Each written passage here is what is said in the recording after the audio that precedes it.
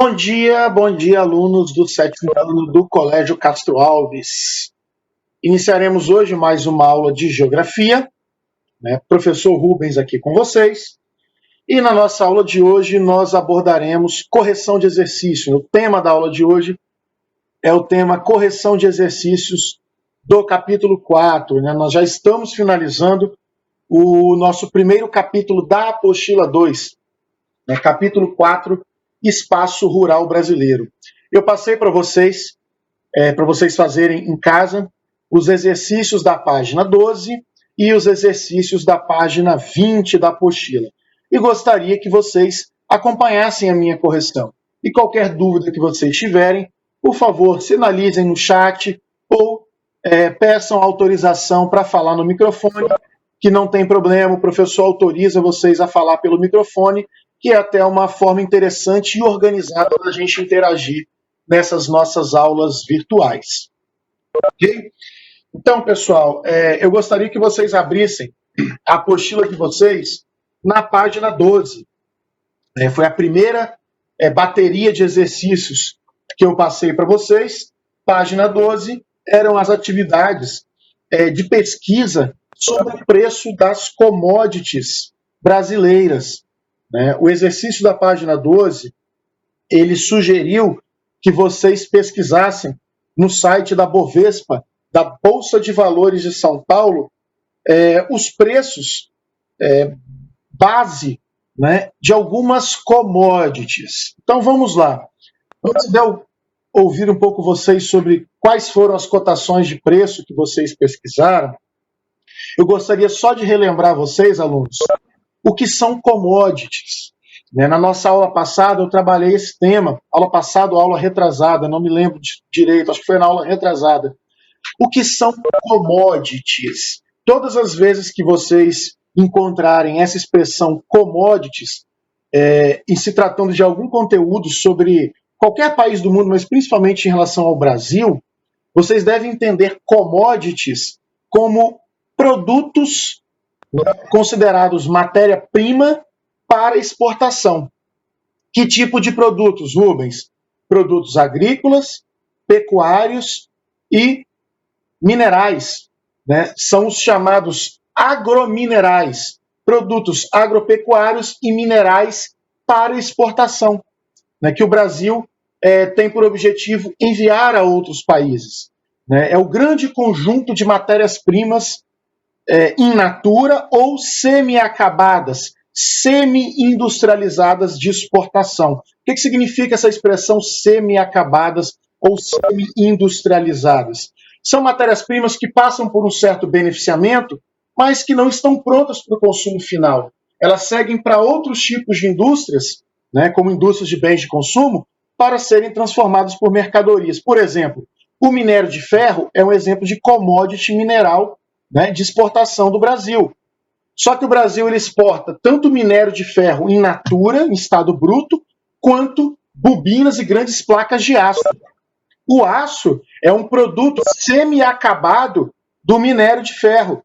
E esse aço segue, muitas vezes, para outras indústrias estrangeiras para serem transformados em diversas mercadorias, né?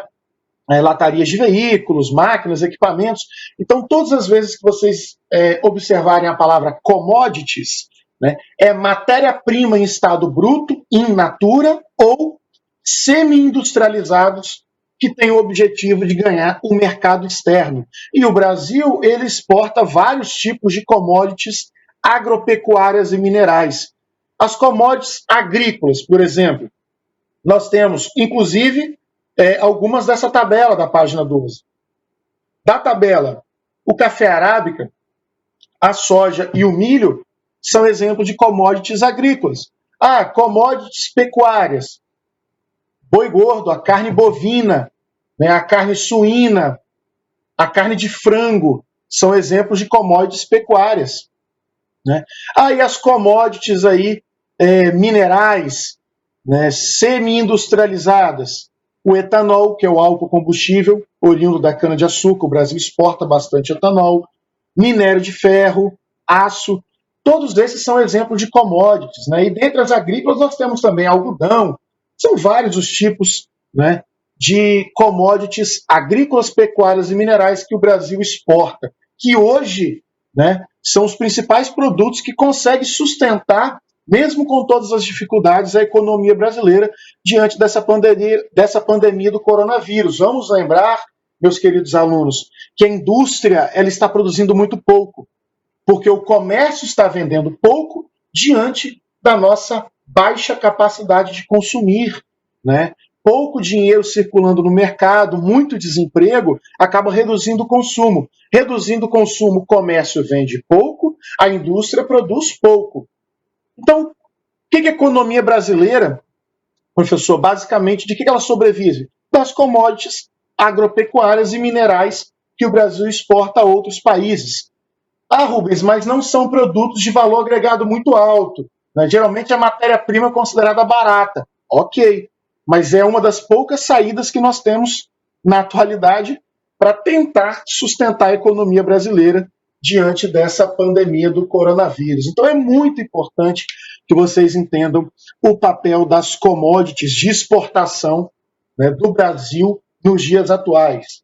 Só relembrando, soja, algodão, milho, suco de laranja, carne bovina, carne de frango, etanol, aço, minério de ferro. Okay? São as nossas café, são as nossas principais commodities, matérias-primas de exportação, né, vendidas do Brasil para outros países. Bom, relembrando um pouco esse conceito das commodities, pessoal, nessa tabela foi sugerida aí a pesquisa, né, no site da Bovespa dos preços em dólares, tá? As cotações, galera, de commodities de vários países no mundo inteiro são feitas em dólar. É a moeda referência para as transações comerciais internacionais e cotação de produtos. O que é uma cotação na Bolsa de Valor, sétimo ano? São os preços médios praticados, né, por um país ou pelo mundo no mercado internacional, no mercado financeiro.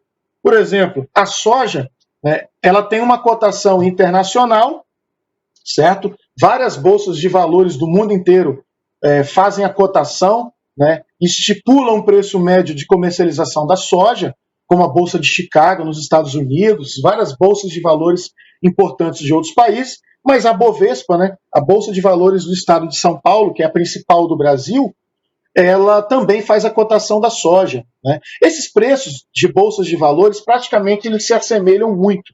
Né? Quando é cotação internacional, os preços são praticamente os mesmos. Né? Então, as bolsas de valores revelam aos produtores, né, ao país, quanto vale uma tonelada, um quilo daquele produto para ser comercializado no mercado internacional.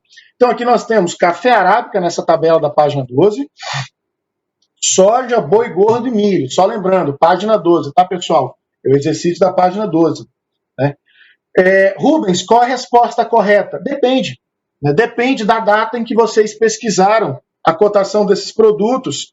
Por que, Rubens? Porque ele pode variar de um dia para o outro, de uma semana para outra, dependendo da lei da oferta e da procura. Né? A Esther colocou que o café arábica, ela achou $96. Ok? Então, café arábica, $96 a saca, né? É comercializado em saca, né, de 60 quilos, é o padrão. Então, Esther achou café arábica $96. Alguém achou ou chegou perto aí do preço aproximado da soja? Eu gostaria que vocês respondessem no chat para a gente poder participar. Além do café arábica que a Esther pesquisou, soja, alguém poderia digitar para mim no chat, né, um preço médio aí da soja? $18, $18,80. Sim, um valor aproximado aí. E a soja ela é cotada em tonelada, tá, pessoal? Ou, dependendo da cotação, pode ser estipulado o preço também da saca de soja. Esse valor que a Esther pesquisou, 18,80, é quase que certeza que ele seja o preço da saca de soja, ok? Ela pode ser cotada em tonelada ou em saca. Esse preço provavelmente é o valor da saca da soja. Então, a Esther achou 18 $18 aproximadamente a saca da soja. Pessoal, boi gordo, né? Alguém conseguiu achar o valor do boi gordo? Só a Esther que está participando, hein? Será que os demais alunos não fizeram a atividade? Alguns já tinham me sinalizado que pesquisaram no site da Bovespa, outros não acharam a Bovespa, acharam outros sites, bolsas de mercados e futuros, não tem problema. Né? Boi gordo, $33,45, né? A arroba do boi gordo. Exatamente. Por aí mesmo, Esther. E ela falou que não conseguiu achar, né? Abri o link, mas não entendi direito. E Ale, depois dá uma passadinha no site da Bovespa, tá? Joga no Google Bovespa e existe uma parte lá do site que fala sobre cotações, né, de alguns produtos. Aí tenta dar uma pesquisada depois com calma, né? Só para vocês entenderem. Pessoal, milho, alguém conseguiu achar o preço? $8. Isso aí, aproximadamente é um preço razoável mesmo, Esther, da saca do milho. Exatamente. Então, pessoal, a Esther conseguiu passar os preços para mim, né? Preços aproximados, isso depende do dia, tá? Depende da semana, depende da procura internacional por esses produtos. Às vezes o preço pode subir, pode cair. Por que o preço oscila? Vamos lá, galera. Mais importante do que saber o preço, né, a cotação desses produtos, é vocês entenderem como que esse preço é estipulado. Por que ele pode aumentar? Por que ele pode diminuir? Né, o professor Rubens vai explicar de uma maneira bem simples, né, o porquê que os preços dessas mercadorias, tanto no mercado brasileiro quanto no mercado internacional, ela sobe ou ela desce. É interessante que vocês entendam isso, porque todas as vezes que vocês observarem nos jornais, né, nos portais de notícias, vocês podem se deparar com esse tipo de consulta, né, com esse tipo de informação. E muitas vezes vocês não entendem por que isso acontece. Então, eu vejo uma importância muito grande desse exercício para que eu possa ensinar um pouquinho para vocês, de uma maneira bem breve, por que destes preços, né? Por que eles variam tanto? Pessoal, os preços, tanto no Brasil quanto no mercado internacional, nesse caso na Bolsa de Valor do Estado de São Paulo, né, que cota também preços internacionais, não só para o mercado interno brasileiro, por que eles variam? Eles dependem de uma chamada lei de mercado, que vocês ainda vão estudar bastante, lei da oferta e da procura. O que é isso? Vamos tomar como exemplo aí um comércio. No bairro de vocês, uma loja de roupa, né? Vamos tomar como exemplo aí uma loja de roupas, né? O que é a lei da oferta e da procura? O preço ele vai variar muito ou pouco, ele vai mudar conforme a demanda, conforme a busca por aquele produto. Se você tem uma procura muito grande por determinado produto, o seu preço tende a quê? A aumentar. O comércio tende a aumentar o preço daquele produto, porque a procura está muito grande e ele enxerga nisso o quê? Uma oportunidade de lucrar. Concordam comigo? Principalmente se esse produto começar a se tornar escasso, né?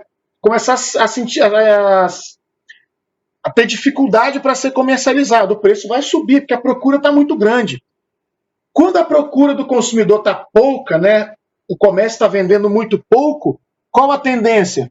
Fazer a promoção, colocar os preços mais baixos para chamar o cliente para voltar a comprar, voltar a consumir. Pessoal, essa ideia bem simples de uma loja de roupa, né, que nós podemos tomar como exemplo no nosso dia a dia, também é aplicada aos preços nas bolsas de valores dos produtos agrícolas no mercado internacional, né? É a chamada lei da oferta e da procura, é um princípio básico da nossa economia capitalista, né? Da economia, do nosso sistema econômico que praticamente domina o mundo, que é o sistema capitalista, que tem o objetivo o quê? Do lucro, né? Do comércio, do consumo, da lucratividade, atividades econômicas que visam o lucro, né?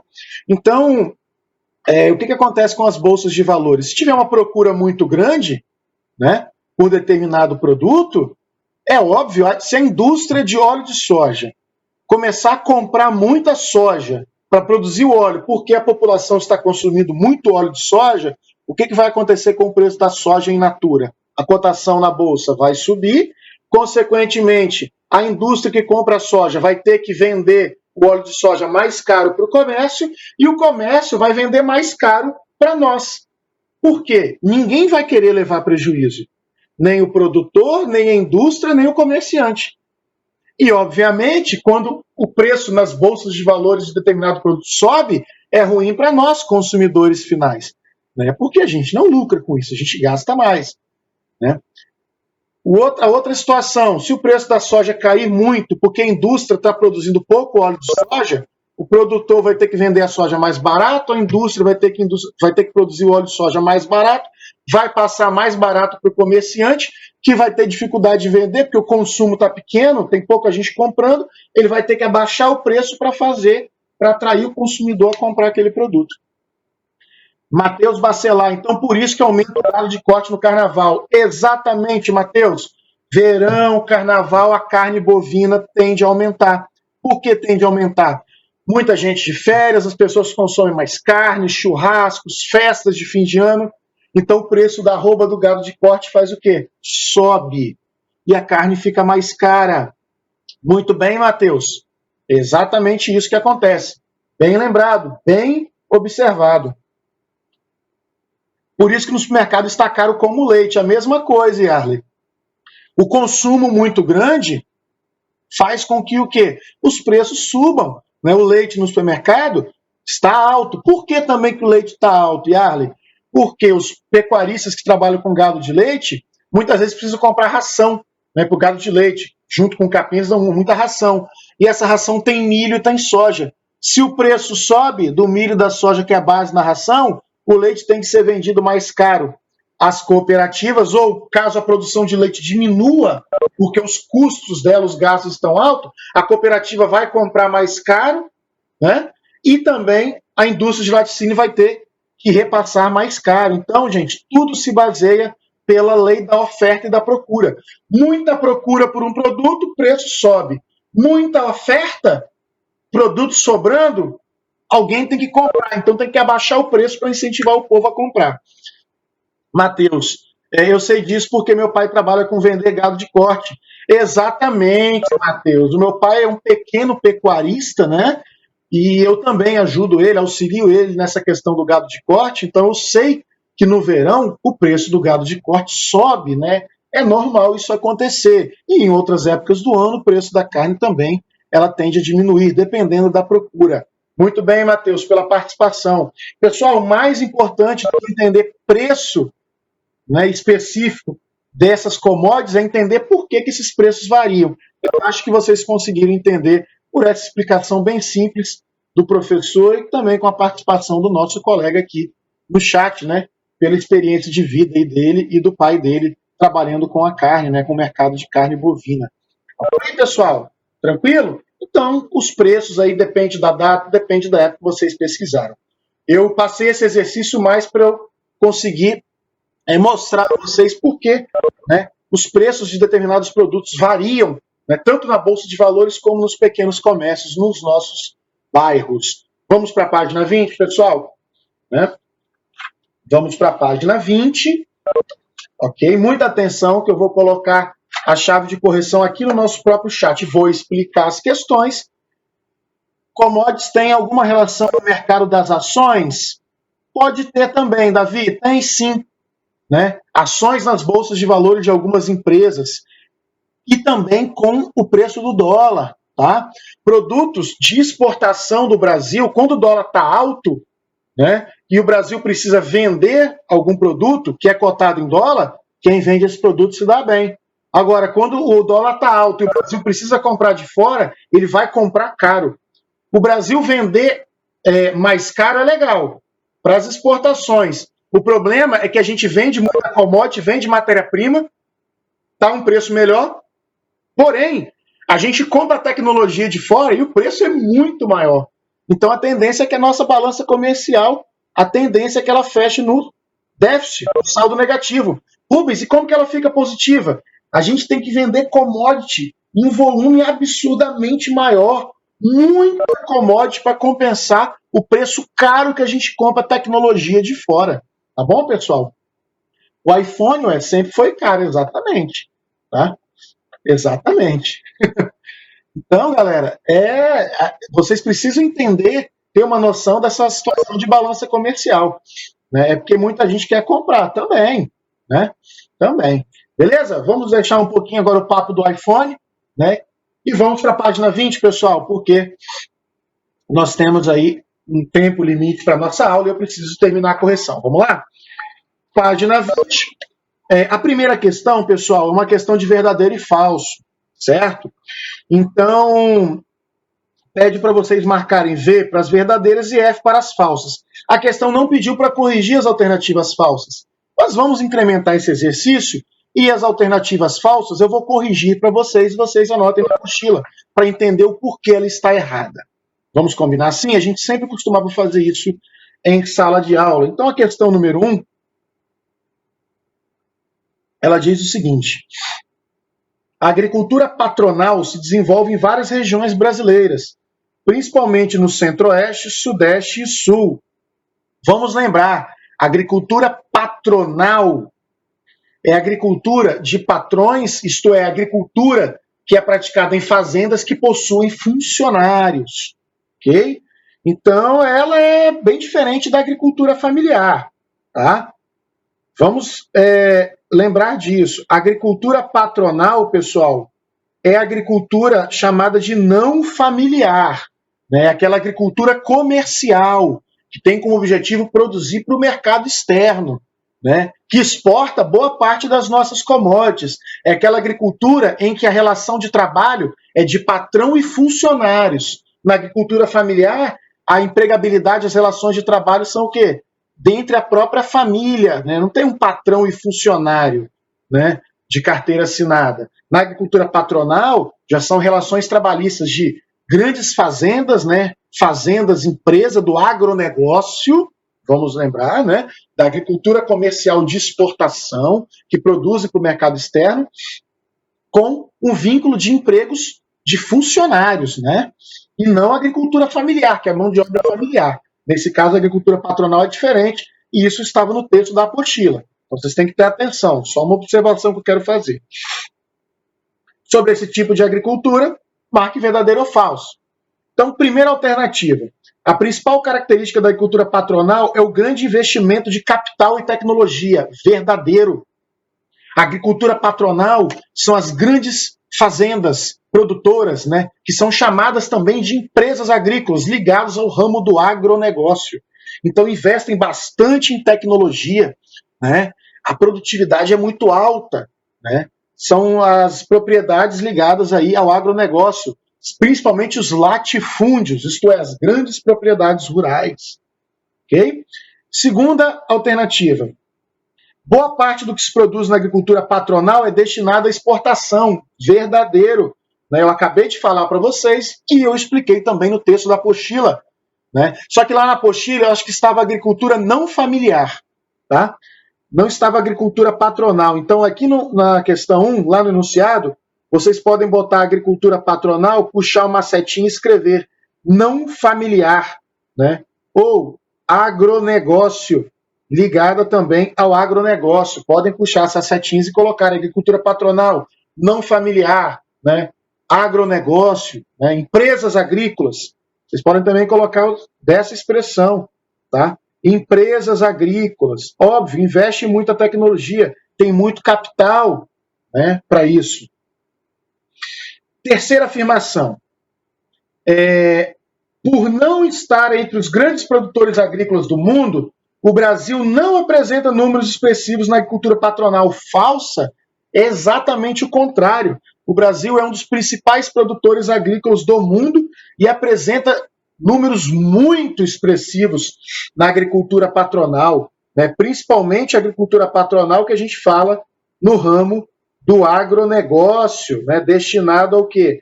À exportação. Né? Eu acabei de falar lá na página 12 sobre a importância para sustentar a economia brasileira da agricultura patronal, do agronegócio, da agricultura não familiar. Mas vamos lembrar que a agricultura familiar ela é muito importante o quê? Para destinar alimentos para o mercado interno. Né? A maior parte dos alimentos que a gente consome não vem da agricultura patronal. Vem da agricultura o quê? Familiar. Então a terceira afirmativa é falsa. Quarta afirmativa. O uso de mão de obra é menor em decorrência da utilização de máquinas. Verdadeiro. A agricultura patronal, né, ou ligada ao agronegócio, as empresas agrícolas, elas tendem a utilizar cada vez menos mão de obra e cada vez mais máquinas. Okay? Então, a última afirmação é verdadeira. Pessoal, a questão 2 é uma questão interessante, porque, vejam bem, agropecuária é diferente do agronegócio? Sim. Vamos prestar bem atenção. São dois termos que podem significar parecer a mesma coisa, mas são um pouco diferentes. Agropecuária é o termo que se refere à prática de agricultura e pecuária. Né? Prática agrícola e pecuária. Né? Especificamente, produção de alimentos pela agricultura e produção de alimentos ou derivados da pecuária. É a produção lá no campo. Tá?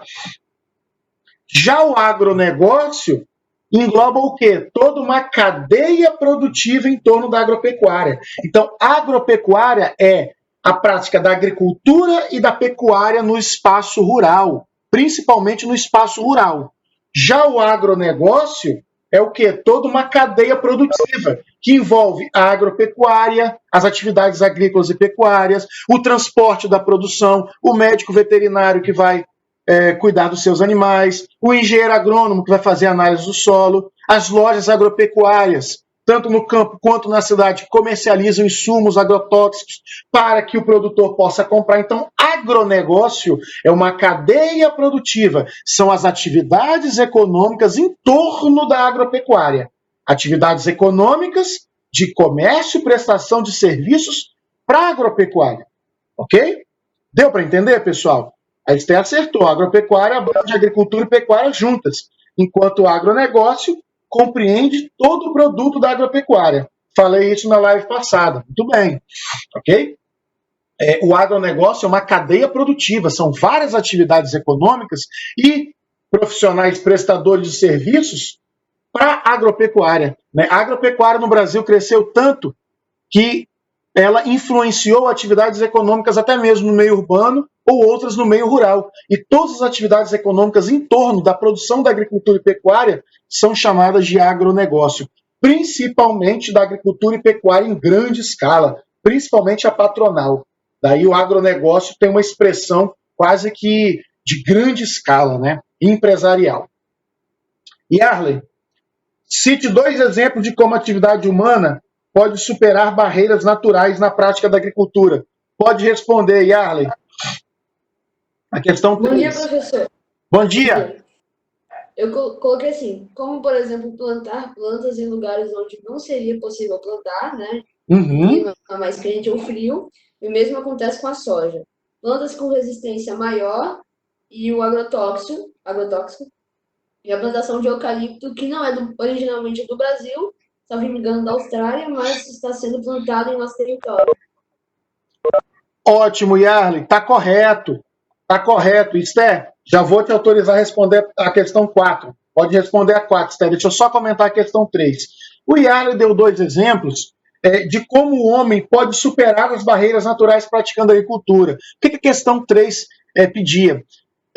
Como o homem ele consegue plantar, produzir em áreas que seriam difíceis de praticar agricultura? Que tipo de tecnologia se pode utilizar? Né? O Yarley respondeu, né? Citou 2 exemplos, né? De como a atividade humana pode superar barreiras naturais para praticar agricultura em determinadas regiões. Se vocês quiserem também citar na questão 3, podem citar exemplos de tecnologias que auxiliam o homem a vencer obstáculos naturais. Por exemplo, tecnologia de irrigação em áreas de clima mais seco. No sertão do Nordeste você pode produzir fruta? Pode, tanto é que o Vale do São Francisco pratica o quê? Fruticultura. Mas como, Rubens, que o clima é semiárido? Sistemas de irrigação. Então, é um exemplo da atividade humana de tecnologia que o homem criou para produzir frutas numa região seca. Só um exemplo. Tá? Melhoramento genético de sementes, né? Pesquisas agropecuárias que melhoram os produtos, melhoram as técnicas de plantio em regiões que naturalmente não oferecem tantas condições. Né? O Yarley falou, o eucalipto não é nativo do Brasil, mas o melhoramento genético do eucalipto foi adaptado à realidade brasileira, e hoje o Brasil também planta eucalipto. Também é um exemplo. Né? Fertilizantes, adubos para um solo pobre em nutrientes podem ser utilizados também, né? Para que nós possamos cultivar em áreas mais de difíceis cultivos. Né? Então, tecnologia, exemplos de tecnologias que ajudam o homem a vencer barreiras naturais para a agricultura.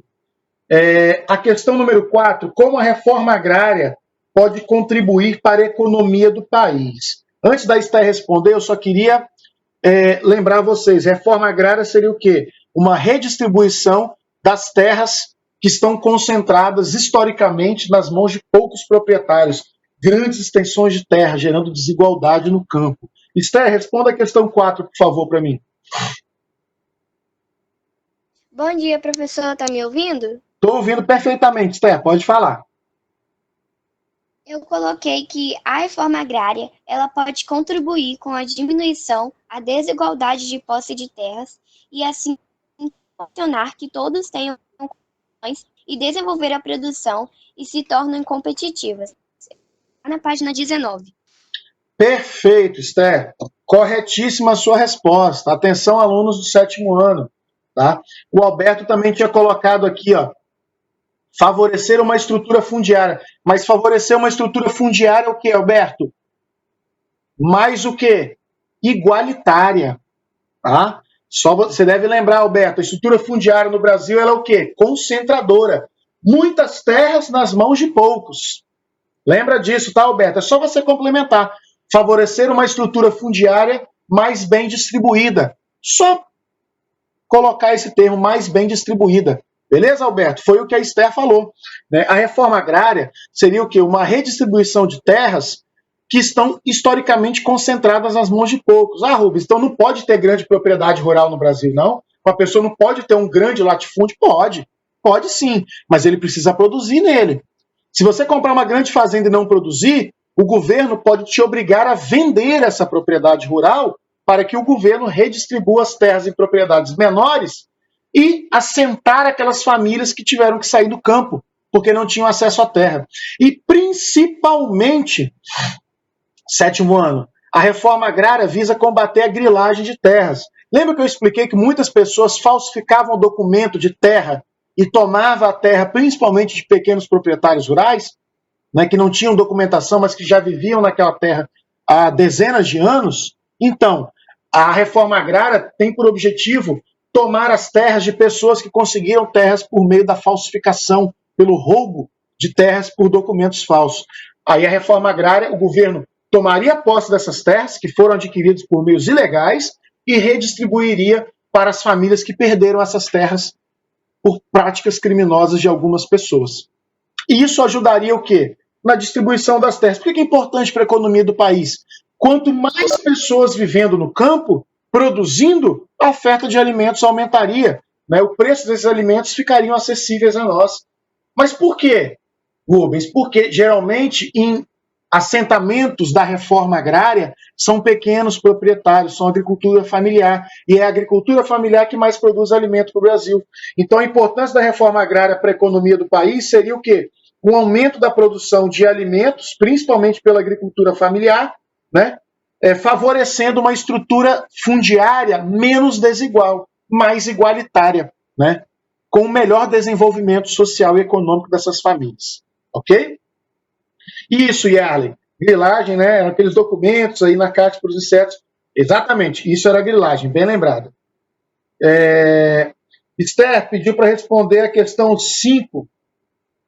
Pode responder, Esther. O Alberto também já respondeu. Está correto. Confere aí, Esther, se a sua resposta está igual a do Alberto. Como são produzidos alimentos geneticamente modificados? São produzidos a partir da manipulação, né, genética das células das plantas. Né? São organismos geneticamente modificados para adquirirem maior resistência. Qual o problema dos transgênicos? Essa manipulação genética e os agrotóxicos utilizados nesses alimentos, né, podem gerar um sério risco à nossa saúde. Letícia, responder a questão 6. Pode responder, Letícia. Cite 2 problemas ambientais que podem ocorrer nas áreas rurais. Eu botei assim: poluição de rios e do solo pelo uso de herbicidas e a erosão, que sem dúvidas afeta muito o espaço rural, já que resulta na perda do solo e de áreas cultiváveis e no assoreamento dos rios. Perfeito, Letícia. Esther, assoreamento, erosão, contaminação com agrotóxicos. Roberto, também está correto.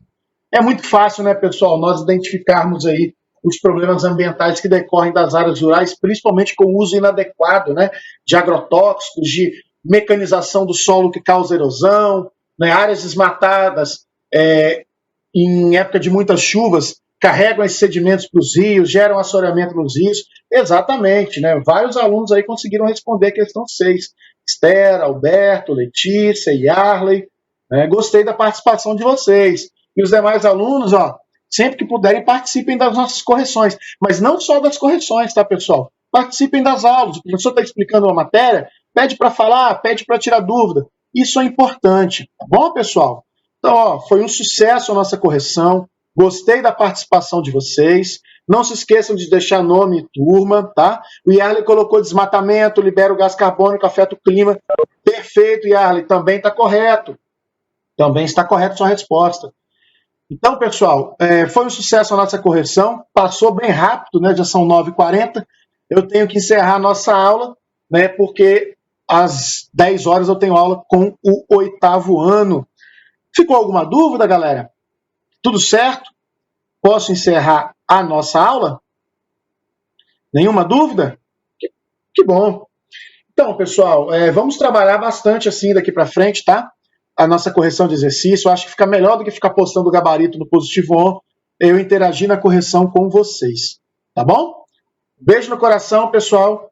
Fiquem com Deus. Acompanhe a postagem de amanhã. Amanhã a gente vai começar capítulo novo.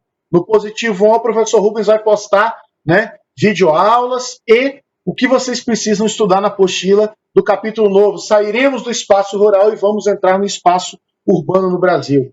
Fiquem com Deus, pessoal. Tchau, tchau. Nome e turma para a chamada.